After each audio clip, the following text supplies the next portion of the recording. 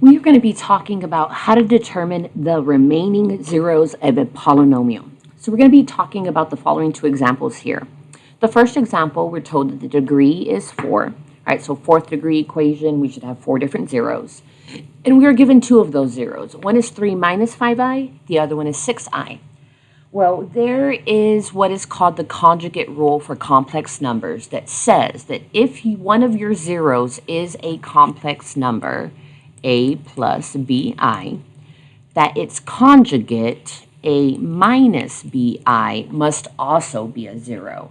What that means for us is that if 3 minus 5i is a zero, then automatically by this rule, we can say that its conjugate, 3 plus 5i, again, keep the same terms, just change the sign in between.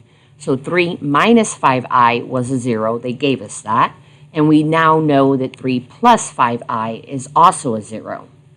Just like they gave us 6i, its conjugate will just change the sign of that. So since we have a positive 6i, its conjugate would be a negative 6i. So those are the 4 zeros for our fourth degree polynomial.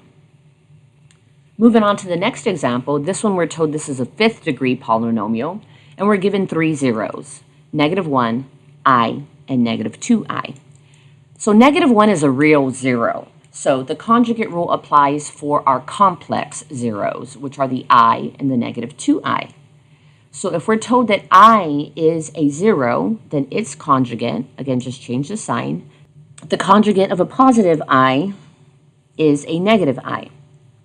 Just like we're told that one of our zeros is a -2i, so its conjugate would be a positive 2i, which gives us all 5 of our zeros for our fifth degree polynomial.